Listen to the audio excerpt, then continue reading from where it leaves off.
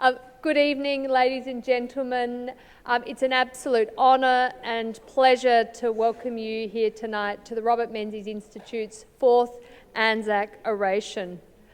I'm very pleased to welcome some special guests with us tonight. Of course, our guest speaker, Sir Peter Cosgrove, and his wife, Lady Cosgrove, the Chair of the Robert Menzies Institute, Lee Clifford, Deputy Chair David Kemp and his wife Anne-Marie, board members Professor Timothy Lynch and Jeff Hone, and former board member Ian Harper, lovely to see you, former Member of Parliament Stuart MacArthur, and it's always wonderful to have Sir Robert's granddaughter with us, who's been such an incredible supporter of our work over the last 4 years, Diana Menzies. Thank you. I'd also like to...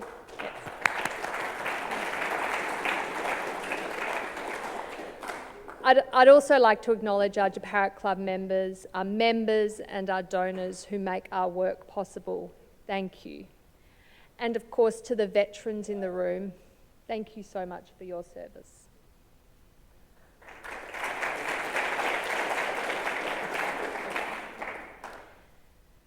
Each year, this oration provides us with a time to pause and reflect on the service and sacrifice of generations of Australians.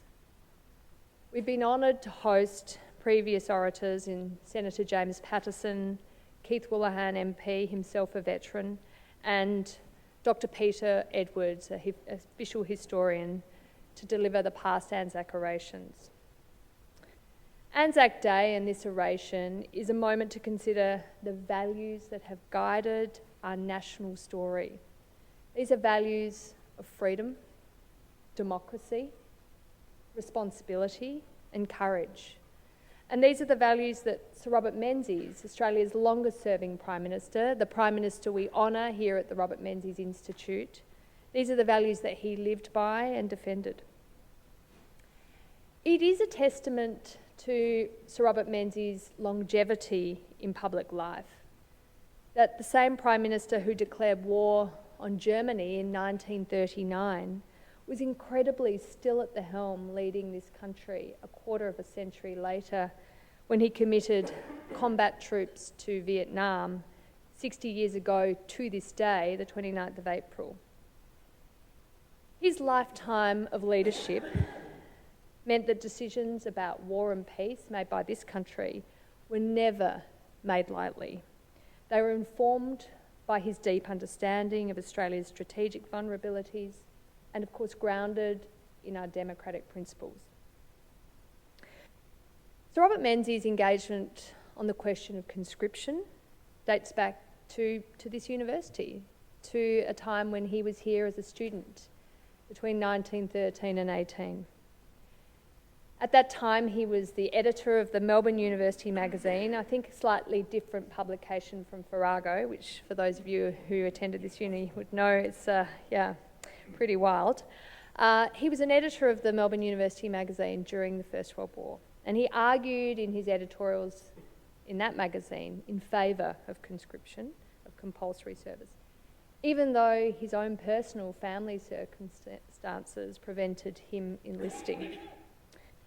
Throughout his career, his incredibly lengthy public career, he remained steadfast in that belief that national defence required not only readiness to defend our country, but also a unity, a national unity of purpose.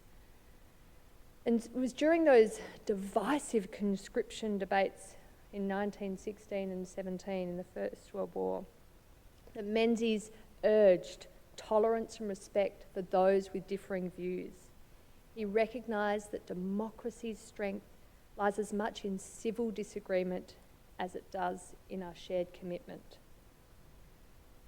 By the 1960s, facing the dual challenges of confrontasi with Indonesia and the growing conflict, of course, in Vietnam, Menzies again turned to national service. It was in 1964, even before the full commitment of combat troops to Vietnam, that he announced the reintroduction of conscription. He argued that the main object of any defence policy is to keep the enemy out of your country and as far away as possible. This was a view that had been shaped by the lessons of the Second World War and, of course, by the emerging realities, the very, very serious realities of the Cold War and Australia's strategic dependence on the United States. In making the decision to send a combat battalion to South Vietnam on the 29th of April 1965, Menzies acted swiftly and some would argue hastily, motivated by a belief that Australia's security was directly at stake and that loyalty to our allies was essential.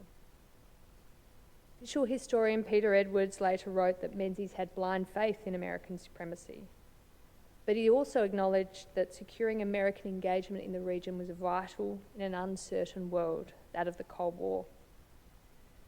Vietnam would, of course, become one of the defining issues of Menzies' later legacy, particularly for the young Australians who faced the draft.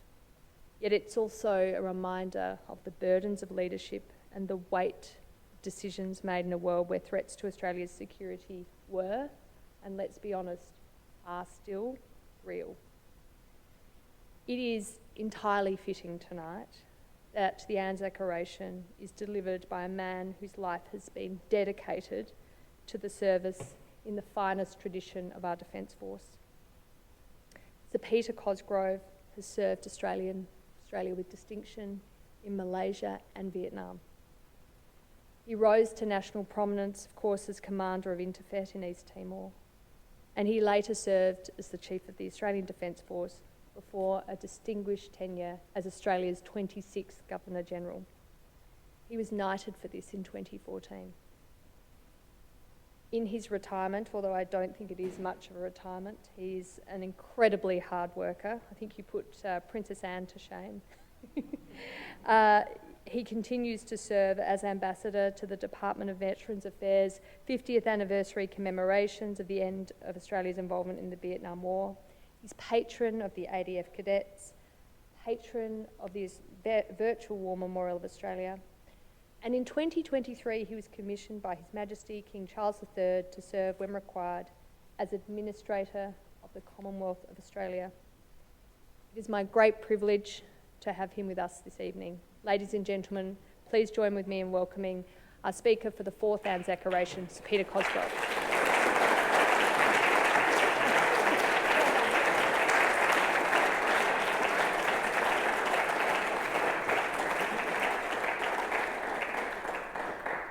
Well, good afternoon, ladies and gentlemen, or good evening it is, of course, ladies and gentlemen.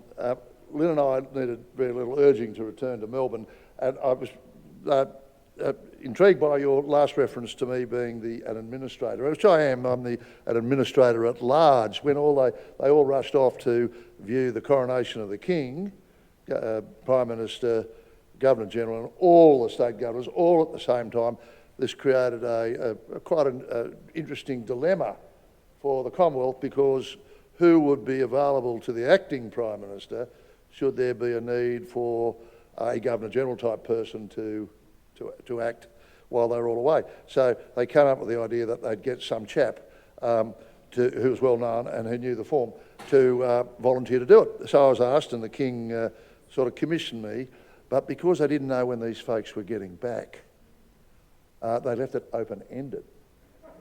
So indeed they've created a security threat in this regard, because I've warned the Governor-General and all the governors, don't gather in the same place because I'll blow you all up and then I'll be it.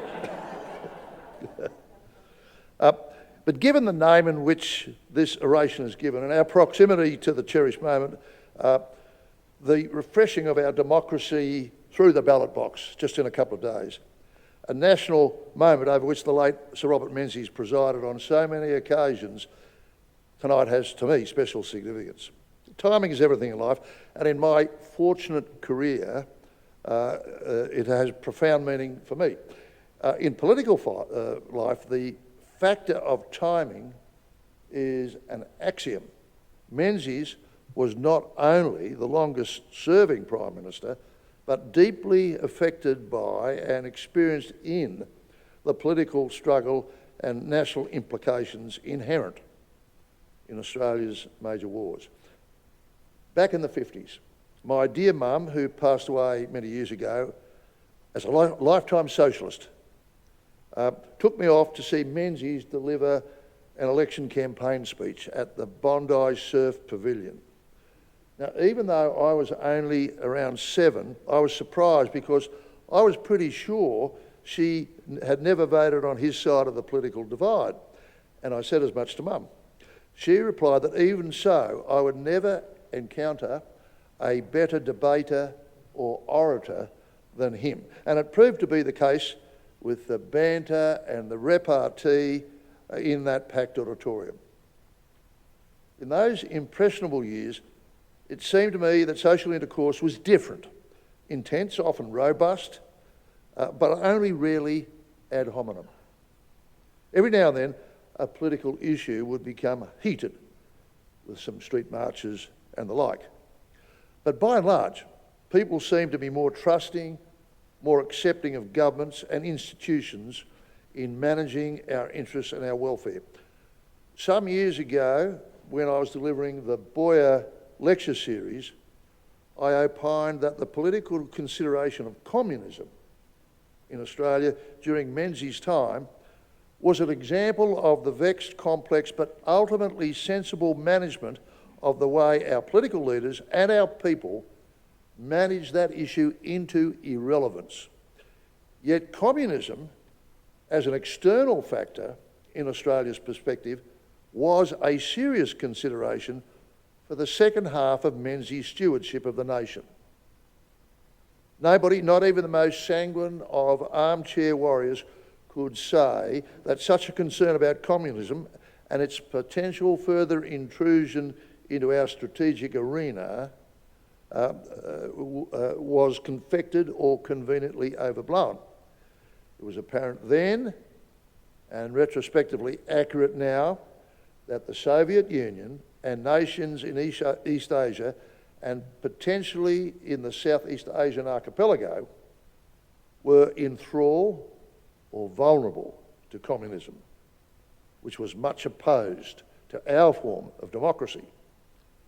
Australia had received one hell of a fright during World War II, having almost by rote sent our young men and women, yet again in uniform, halfway around the world.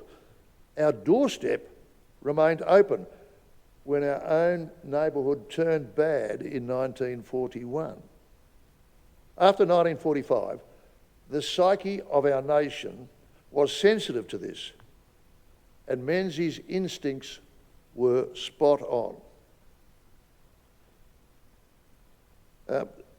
Following on from our contribution to the conflicts in Korea, Menzies' governments, in proposing and signing up to ANZUS, our contributions to CETO, to counter-terrorism in fledgling Malaysia, to Confrontasi, and ultimately to Vietnam, were reflections of the national mood. Of course, there were, on these commitments, opposing views within Australia. But that is not only the nature of democracy, but one of its strengths. In modern times, 3 of our Prime Ministers were past masters in managing these challenges: Menzies, Hawke, and Howard. Sometimes consensus is natural and thus can be seized. As frequently, though, consensus must be built. All these leaders understood that consensus is always elastic and frangible. Our participation in the coalition to depose Saddam Hussein in 2003 was an example of this. Now, around the time of our commitment to Vietnam is when my personal relevance, if you like, as a professional agent of our military commitments, gives me some increasing licence for commentary on both some of the commitments and the public's reaction to them. Imagine your way back now to the days when the Menzies government was considering offering or negotiating an invitation to participate in the Vietnam War. Now, the leadership and backbone of the Australian Army in that part of the 60s was deeply experienced. Virtually every senior officer had war experience, some of it at high levels of intensity and in quite senior rank from World War II through Korea. Thus, the Army advice to Menzies would have been profound, confident and compelling. I have no doubt that the advice was overwhelmingly that we could provide an initial contribution which would punch well above its weight, but which would require supplementation if we were to be there for, say, several years or more.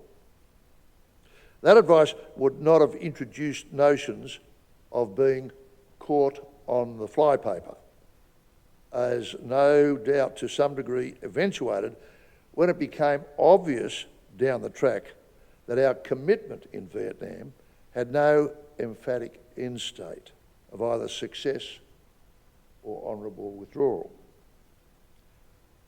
Our previous significant military commitments in World War II and before Vietnam had that end state, overwhelming victory or diplomatically achieved ceasefire as their end states.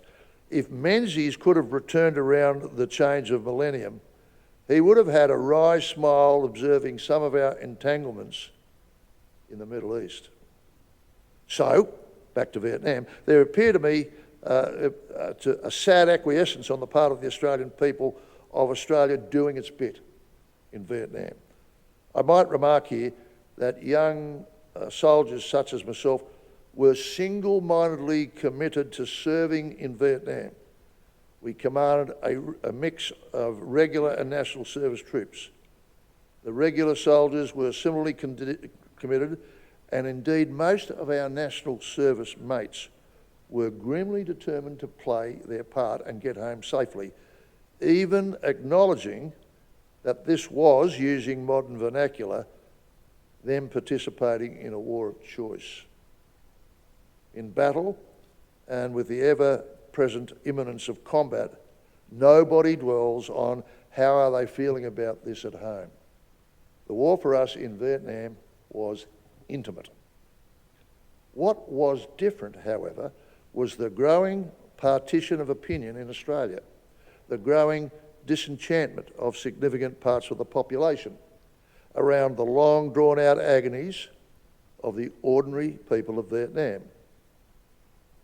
With the phenomenon of war more and more a daily part of our media diet, more and more Australians wished our people out of there and for the war to stop. To be clear, in retrospect, with what was then North Vietnam behind the insurgency in the south, and Russia and China standing behind the north, and with a tremendously difficult operating environment in then South Vietnam, the only likely war-winning strategies were unthinkable. Only one side of the belligerents was prepared to do whatever it takes, short of going nuclear. In all of this, Australia's small part of the war was conducted with huge professionalism and indeed avoided the sort of carnage of the innocents that from time to time horrified us all. But I think we all agree that's hardly the point. So in an atmosphere of growing angst here in Australia, if Menzies implausibly had served on as PM for, say, another 5 to 10 years, he would have observed from the plateau of noble intentions and the pragmatic high exercise of alliance politics a descent into the streets and marketplaces of our cities, where politicians were reviled and returning soldiers booed. Thus began a low level of spiritual estrangement between our armed forces, and especially the Army, and the public. It was my observation that in the vernacular, the Army sort of pulled its head in. National service soon concluded. For some time, the Return of Services League marginalised the Vietnam veterans. Governments of various stripes only cautiously accepted small contingent participation in United Nations missions, and the Army licked its wounds. Menzies would have applauded when in October 1987 there was a belated Australia-wide welcome home parade for the Vietnam veterans. It might have been a welcome, but it wasn't, transformational. Here I want to offer an observation encapsulating my views from around this time. By then I was a seasoned commander with that Vietnam experience, as well as 2 further overseas postings under my belt, one with the United States Marine Corps and one long posting with the British Army. Governments of an ideological stripe will evince that ideology in the workaday progress of governing their nations. When the chips are down, when a crisis occurs, those challenges, say security, or perhaps indeed when an urgent opportunity presents itself, say a UN call to arms, then their considerations, their actions, their fortitude and concerns are remarkably similar. In that era after Vietnam, and say from 1987 onwards, that it showed us examples of determined and effective action by both Labor and Conservative governments. Over those years, many hundreds of our young men and women of the 3 services went off with Australia's blessing, but almost instantly, out of sight, out of mind. Our venture into Somalia was a noted exception when our former Governor-General, David Hurley, then a Lieutenant Colonel, commanded the deployed force, 1st Battalion of the Royal Australian Regiment. Labor government at the time. Robert Ray, then Defence Minister, when challenged by the media to say how long they would be away, with the spectre of our seemingly endless commitment to Vietnam in mind, asked him how long we would be there. In typical fashion, Ray said 6 months. When asked, what if the job's not done by then, he succinctly added 6 months. And lo, they returned after 6 months. Other ventures such as Namibia and Cambodia had significant Australian troop contingents within them, but by and large in Australia it was a case of out of sight, out of mind. The irony of this is that while our men and women performed magnificently, this promoted Australia's reputation as a lifter rather than a leaner in UN circles, without attracting much attention from the Australian public. Menzies would have understood all this. In fact, given the relative passivity Australia enjoyed under the umbrella of Pax Americana after Vietnam, he would have quietly applauded the Hawke government's shrewd handling of the first Gulf War in 1991. One thing though, Menzies was a participant and witness to the awful launch of Australia into World War II, wherein our defence forces were in no way ready for strong participation at the outset, much less the particular defence of Australia and its interests. So Menzies would have applauded and quietly counselled that our quite small commitment to that first Gulf War matched our quite small capability. What then subsequently would have perhaps surprised the shade of the great man? Anyone of Menzies' era would have been taken aback, astonished by the tsunami of this information age. Menzies avowedly was a senior, worldly wise participant in the birth of the nuclear age. No doubt this phenomenon, the nuclear age, was part of his imperative to seek shelter under the umbrella of Pax Americana through ANZUS in 1952. Quite a few of us in this room were around when information we got was sort of out of the tap when you turned it on. Now, of course, it's part of a deluge that rains and floods without pause or permission. It would take even that great politician Menzies some time to realise how it stimulates, mobilises, energises and shapes huge swathes of our polities, especially liberal democracies. It has meant, and we have to come to understand, that prejudices and hatreds and fads and follies are but a keystroke away for countless millions of people of all ages, or even 10-year-olds in the privacy of their own bedrooms, all clothed as information. Back to my knitting.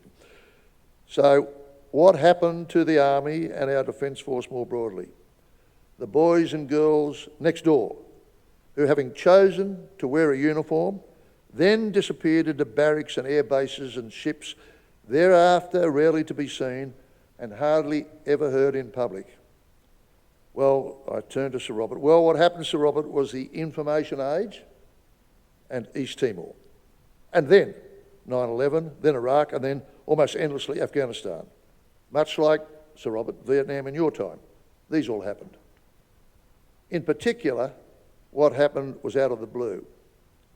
It was in 99 that East Timor, yet another peacekeeping operation, but this one right on our doorstep. Urgent, unanticipated. It gave the Australian people what they wanted to do, find a reason to fall back in love with those boys and girls in uniform. Now, Menzies' relationship with Indonesia was pragmatic and manageable, even through confrontasi. Specifically, the events that led to the Indonesian annexation of East Timor in 74-75 were outside of Menzies' ambit. And I won't speculate on what the great man would have done if he had been in Gough Whitlam's shoes. But I'm prepared to bet that later his shade would have shouted encouragement to John Howard for the courage and skill he showed in this walking of the political tightrope in 98-99. The operation in September 99 was preceded by terrible scenes of violence and misery, followed by the clarion call of the huge vote for independence, and then by a horde of media folks describing the peacemaking operation. 21 nations hastened to join us in the military mission. We enjoyed bipartisan, indeed comprehensive, political support here in Australia and overwhelming approval from the Australian people. But that regard drew attention to our limitations as well as our adaptive capabilities. Now, 9/11 was another watershed.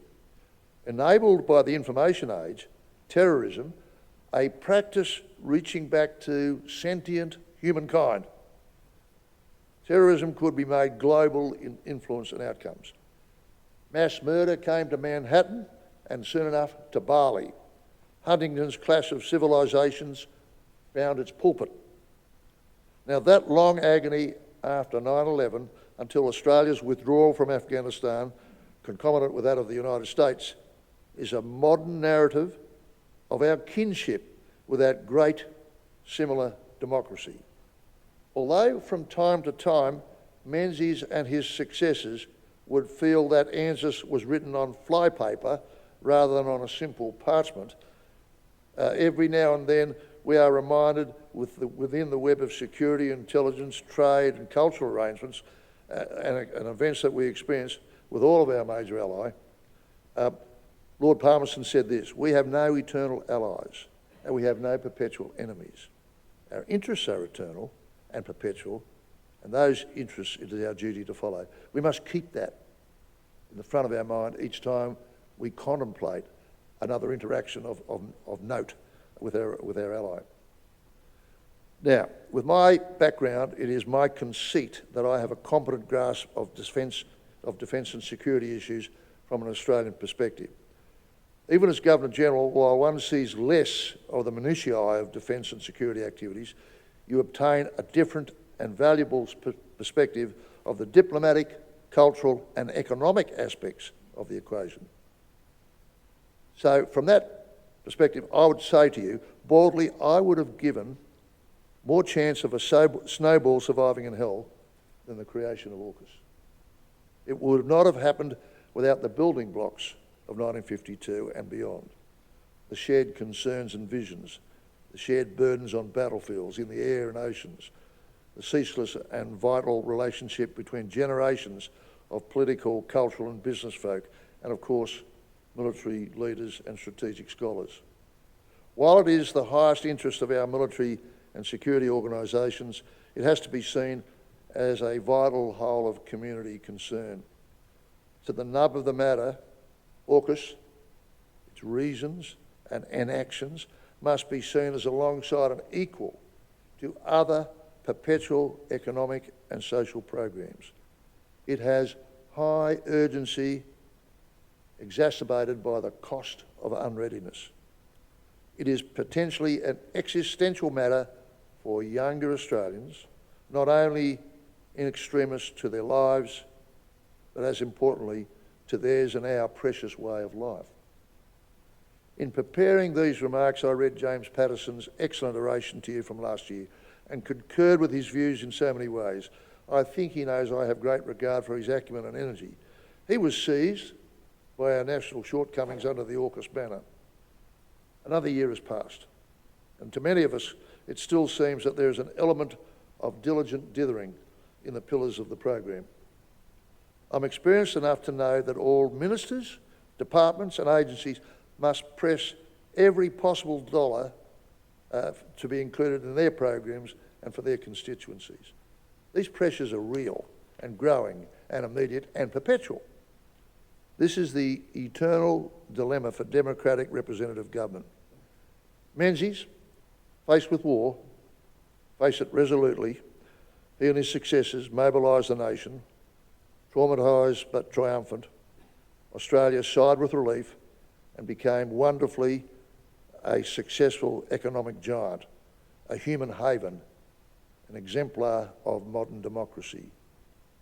The killing technologies of those times, of those wars, allowed months and years for preparation. That time now of warning and preparation to defend has shrunk enormously. Australia is intent on doing the right thing, but is doing it in a disjointed way, and perhaps a traditionally internally competitive way. The eminent journalist and author, Paul Kelly, has deemed that the Australians of the 20s and 30s and 40s were our greatest generation. And given that that included my immediate forebears, I happily agree with him. Menzies, speaking from the clouds on their behalf, and now with a grasp of contemporary geopolitics and modern technology, would surely call out, "Get a move on." Thank you, ladies and gentlemen.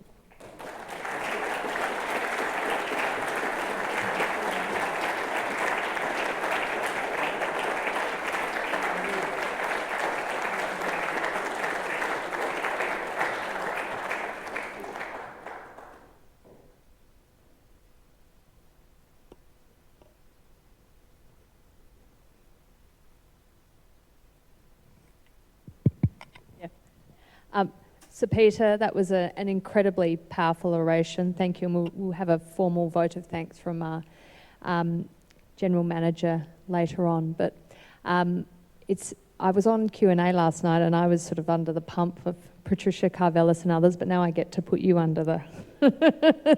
as I was listening to you speak, I was reflecting on a discussion we'd had last night. One of my fellow panellists was the member for the federal seat of Melbourne, Adam Bant, leader of the Australian Greens. And yeah. And when asked a question about the alliance and AUKUS, the alliance with the United States, he basically said that Australia had a Donald Trump-shaped target on it and should get out of the alliance. I'm not actually going to ask you to respond to that, because I think that's way beneath your station. It's a ridiculous statement. But as we face a changing US posture in the Indo-Pacific, a US that is shaking up the international order that it really created, the post-war order, how do you see Australia making the most of the situation and ensuring that we are defending ourselves appropriately, or taking into account that our allies may have a different interpretation of how to handle a rising China and other threats? Well, I think we operate on two planes. One is pragmatically, the other one spiritually. Spiritually, we would always hope that the similarities and familiarities and friendships between Australia and the United States will shape and prevail and prevent any degradation or radical redirection in the relationship. And we could hope on that, but we can't mandate that. So we'll struggle hard and occasionally find ourselves puzzled by what might be happening in the United States. But we will continue to work that simply because the similarities still remain.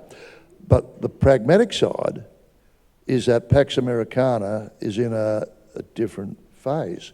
We used to think it was global, and it was even in space. And then we found that through politics and events that it wasn't as relevant or forceful, influential in Europe and possibly even in the Middle East, because we see Iran as, continuing in a dangerous way. So all these shades of development showed us that there were places where, despite the US's pressure, war might ensue. In the Indo-Pacific, which is our area, we find again that there's three things: the rise of China and the things that China says that it wants to do, which we would say are either totally out of order or the forerunner of something even worse. So that's that. And then there's the armament that China has undertaken, where it's prepared a huge range of capabilities which challenge the actual material superiority of the United States as a warfighter. So that a difficult choice for America would be, are we prepared to get into a knockdown, drag out with the domestic impact and the possibility of being repulsed from areas that they considered to be their own waters. All of this happens, so it says that sitting in Australia hoping that this won't happen isn't going to be good enough. We were able to have a small, wonderful Navy, small, wonderful Air Force, and a small, very good Army, but small was the adjective you always used.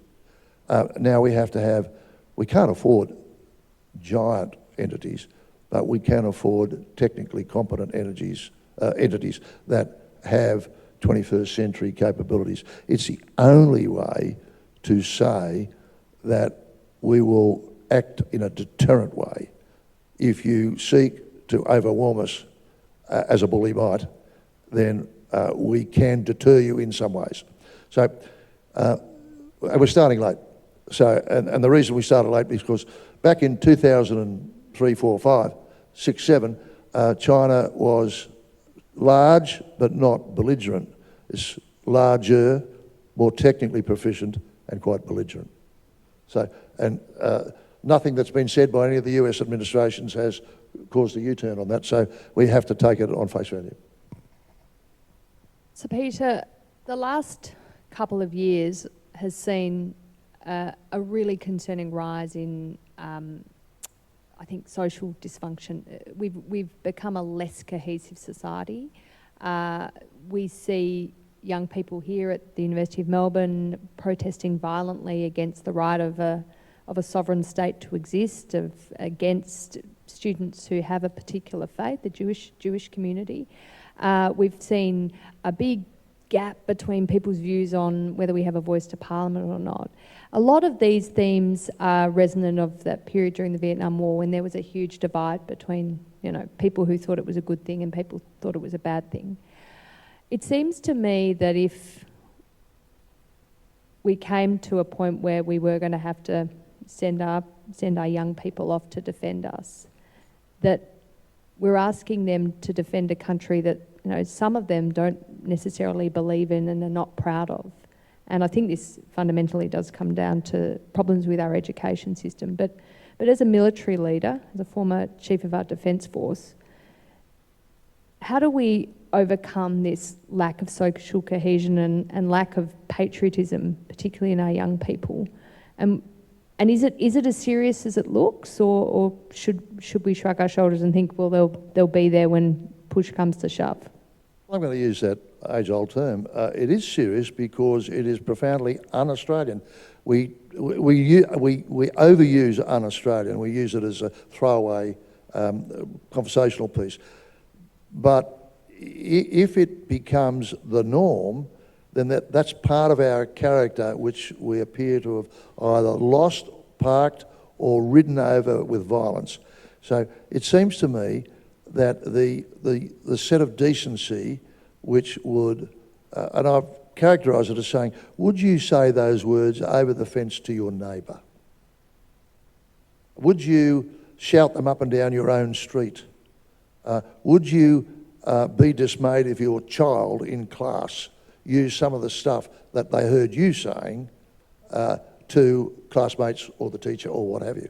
So there's all these things. It comes down to, you can't legislate this stuff away because if you did, you'd change Australia because of the constrictive nature of the law. And you really can't winkle out the sense of propriety inside each person. You do that using law. There's some laws that must be enacted to protect people from profound grievance. But let's just say, if we appeal to people to say that you take responsibility for the behaviour of yourself and those around you. If you are the looked up to person in your family, don't have people running around the street yelling things or smearing things on shop fronts, burning cars and swastikas on monuments and all that sort of thing. So from my point of view, it's an appeal to the people of Australia to say, can we not, as a national community or a community of communities, get onto this? I had thoughts of asking the Order of Australia group, 40,000 people around Australia, and they're dotted everywhere. And you see a lot of people wearing the symbol here. Why do I pick on them? Only because they're identifiable. And ask them to make local appeals in this regard to say, can we have civility? There are various campaigns happening. Josh Frydenberg did one. That was particular to anti-Semitism, good on him. I've got another one going with another group that will try to put out a sort of a widely available public survey where you ask yourself, am I amenable to uncivil behaviour, or do I use uncivil language, that sort of thing. And then there was that sort of pop-up TV thing the other day with sports folk and the like that I think Hamish McLennan from New South Wales was the guiding spirit, and I gave him a spot too. We've got to appeal to return to civility. Now, will the youngsters respond to a threat? Of course they will. Of course they will. They don't know it yet. If you ask them now, in the vague possibility there vaguely might be a vague war in about vaguely 10 years, would you vaguely be? Oh no, I'll be on my backpacking tour. I won't be available. So, that's the nature of that question, and it got that sort of reply. A very low percentage of the Gen Zs said they would contemplate joining the military because somewhere there might be a need for them. But when asked if your country was in obvious direct need, that it would be attacked or in some way, immediately, would you join? 63% said, would I what? In you go. So I just think it needs the moment. But between now and then, as we discussed a little earlier, we really, really need to bolster recruiting in the Defence Force, because some of the stuff that our young men and women will have to do requires a bit of training. This is not broomstick on Bondi Beach stuff. You don't march up and down like Dad's army and then say, unleashed. You have to have training for the 21st century conflict. Unfortunately, some of the things that will attack us, we probably don't understand what Mach 9 means, but if I tell you that the fastest jet now in inventory does about Mach 1.5, and missiles held by other people can move at sea level at Mach 9 times the speed of sound, means your opportunity to detect and defeat that missile is minuscule. So we're in that era, so we need to have space-based stuff that can see a big horizon. We need to have things that intercept, all that stuff. And that's just to be a hard target. That's just to be a hard target.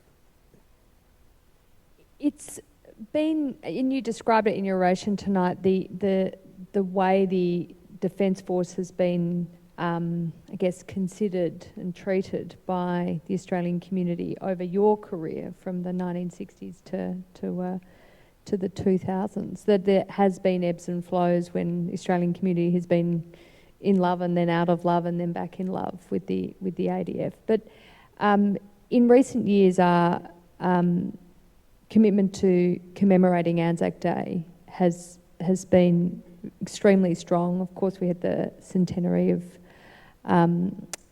World War I, which was a huge commemoration, and the enormous investment in the War Memorial. But as someone who's been part of the ADF, a leader of the ADF, how challenging is it to be sometimes in favour and sometimes not in favour, when you really have very little to do with that? In the end, it is the decisions of politicians that impact how you're treated and how you're considered. Well, there might be some, but I wasn't one of them. I didn't join the ADF for love. I wanted to go to war. And you harness that sort of thought from people, not so that they want to rush off to war, but they've crossed the Rubicon on that.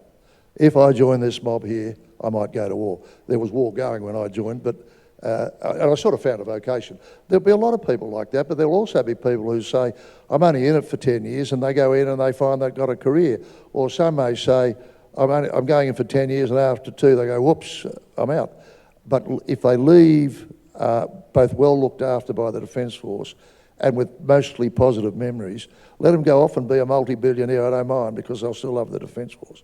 It's the way we embrace the people, the way we select them, and the way they're looked after that is important.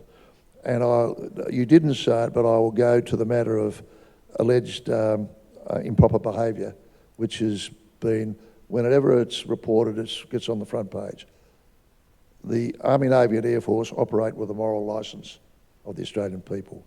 If you don't get that, if you haven't got that, then you're in trouble. So you have to grit your teeth and satisfy the interests of the Australian people in knowing that you're a law-abiding force, that even under significant pressure, you obey the law. Simple as that. So I was Governor-General when that first emerged, and I told the chief who was telling me this stuff, get it investigated, leave no stone unturned. But I didn't say take 10 years. That's a problem. Justice denied or justice delayed, justice denied.